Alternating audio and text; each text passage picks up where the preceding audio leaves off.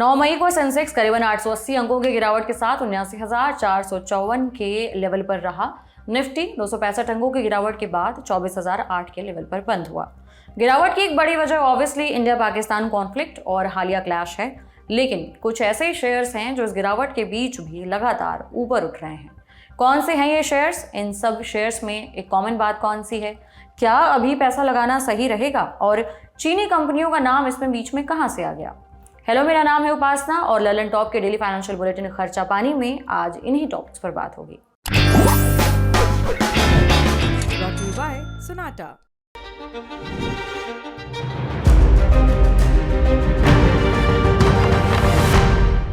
सबसे पहले कुछ शेयर्स और इनकी तेजी पर गौर फरमाइए। पारस डिफेंस एंड स्पेस टेक्नोलॉजीज 5.71% की तेजी, भारत डायनामिक्स 5.25% का उछाल, जेन टेक्नोलॉजीज 4.99% की तेजी, डीसीएक्स सिस्टम्स 3.85% की तेजी, मझगांव डॉक शिप बिल्डर्स 3.09% की तेजी, भारत इलेक्ट्रॉनिक्स 2.65% की तेजी, हिंदुस्तान एरोनॉटिक्स लिमिटेड 1.57% का उछाल। 9 मई को करीबन 2 बजे के आसपास ये देश के कुछ डिफेंस कंपनियों के शेयरों का हाल था।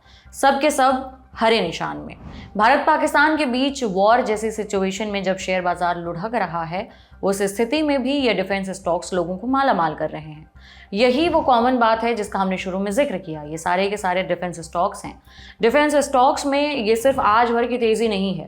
पहलगाम हमले के बाद भारतीय सेना की तरफ से चलाए गए ऑपरेशन सिंदूर के बाद से ही इन डिफेंस स्टॉक्स में तेजी बनी हुई है। डिफेंस स्टॉक्स उन कंपनियों के शेयरों को कहते हैं जो रक्षा क्षेत्र या फिर उनसे जुड़े कारोबारों में लगी होती हैं। और सरल शब्दों में कहें तो ऐसी कंपनियां जो या तो हथियार बनाती हैं या सेना की ज़रूरत से जुड़े दूसरे उपकरण बनाती और बेचती हैं। इनमें लड़ाकू विमान, सेना के लिए हेलीकॉप्टर, युद्धपोत, पनडुब्बियां, रडार, मिसाइल या ड्रोन जैसी चीज़ें शामिल हैं। उदाहरण के लिए हिंदुस्तान एरोनॉटिक्स लिमिटेड यानी एचएएल भारत की एरोस्पेस और रक्षा कंपनी है जो तेजस लड़ाकू विमान और ध्रुव हेलीकॉप्टर जैसे स्वदेशी उत्पाद बनाती है।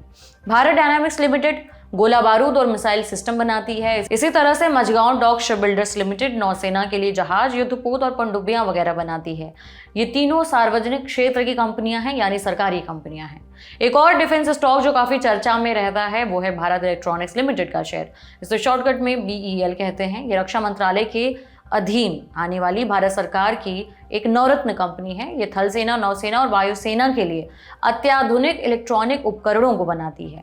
ये कंपनी रडार और दूसरे कम्युनिकेशन सिस्टम बनाने के लिए जानी जाती है। इन कंपनियों के अलावा डिफेंस सेक्टर की दूसरी कंपनियों के स्टॉक्स मसलन की पारस डिफेंस, आइडिया फोर्ज टेक्नोलॉजीज और जेन टेक्नोलॉजीज के शेयरों में भी 5 से लेकर 20% तक का उछाल देखा गया है। अब सवाल कि जब शेयर बाजार डाउन है तो इन डिफेंस सेक्टर के शेयरों में उछाल कैसे दिख रहा है?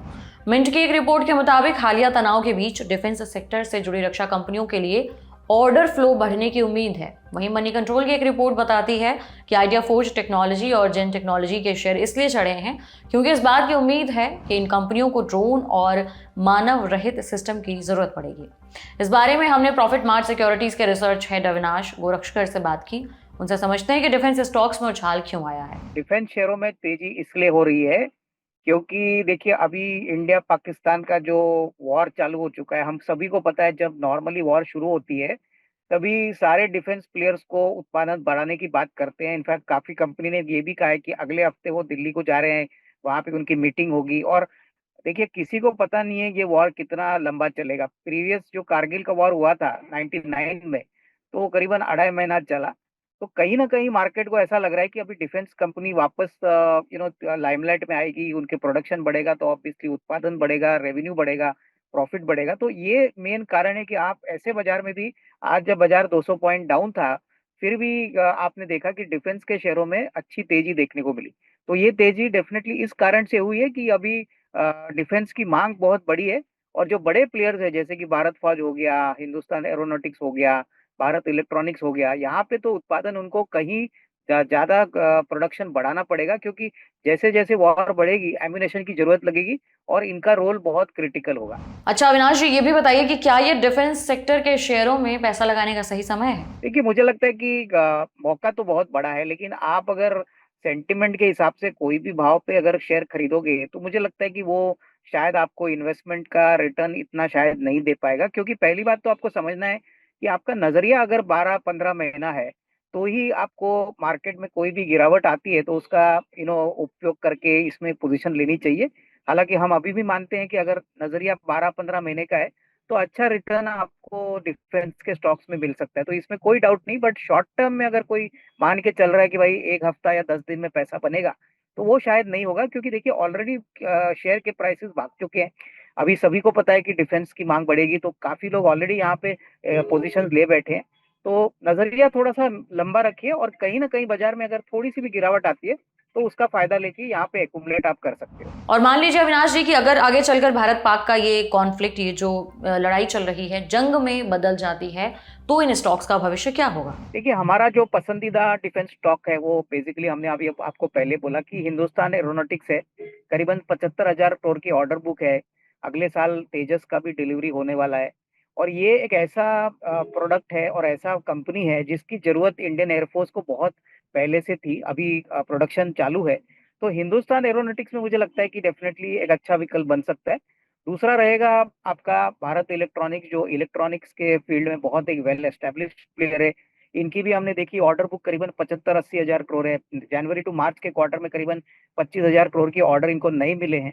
तो यहाँ पे भी अनुमान है कि अच्छी खासी कमाई आपको भारत इलेक्ट्रॉनिक्स में मिलेगी। और मरीन सेक्टर में हमको लगता है कोचिन शिपयार्ड पे नजर रखिए। कोचिन शिपयार्ड करीबन 4-4.5 हजार करोड़ की ऑर्डर बुक पे बैठा है, और कहीं ना कहीं मरीन सेक्टर को भी गवर्नमेंट ने बहुत रियायत दी है। ये भी बहुत इंपॉर्टेंट रोल प्ले करेगा इंडिया की डिफेंस स्ट्रेटेजी में। तो कोचिन शिपयार्ड, भारत इलेक्ट्रॉनिक्स, ये डेफिनेटली अच्छे विकल्प है। और हिंदुस्तान एरोनॉटिक्स, यहाँ पे डेफिनेटली एक बास्केट बना के हम निवेश का सजेशन देते हैं। चलिए, ये तो बात हो गई भारत के बाजार की। उधर पाकिस्तान भले ही चीन के हथियारों के दम पर भारत से मुकाबले की कोशिश में मुंह की खारा हो, लेकिन इन हथियारों को बनाने वाली चीनी कंपनियों के शेयरों में जोरदार तेजी देखी जा रही है। इकोनॉमिक टाइम्स की रिपोर्ट बताती है 8 मई को चीन के डिफेंस स्टॉक्स 20% तक उछल गए थे। इतना ही नहीं, पिछले 2 दिनों में चीन के डिफेंस स्टॉक्स में 36% का उछाला दर्ज किया गया है। J-17 और J-10C लड़ाकू विमान बनाने वाली चीन की कंपनी के शेयरों में जो दाम है उनके बहुत तेजी से बढ़े हैं। पाकिस्तान की वायुसेना J-10 विगोरस ड्रैगन और JF-17 थंडर जेट विमानों का निर्माण चीनी कंपनी AVIC चेंगदू एयरक्राफ्ट द्वारा किया जाता है। चीन पाकिस्तान का प्रमुख डिफेंस इक्विपमेंट सप्लायर है। इसी कारण चीन की डिफेंस कंपनियों के शेयर चढ़े हैं, और दूसरी तरफ पाकिस्तान है जो इन्हीं चाइनीज हथियारों का इस्तेमाल करके फील्ड में मुंह की खारा है। IMF में यानी इंटरनेशनल मॉनेटरी फंड में पाकिस्तान के लोन की अर्जी पर भी फैसले और इसके निहितार्थों पर हमने विस्तार से बात की। ललन टॉप के YouTube पर वो वीडियो भी जरूर देखिए। फिलहाल आज का खर्चा पानी यहीं तक। अपना ख्याल रखिए। शुक्रिया। शुभ रात्रि।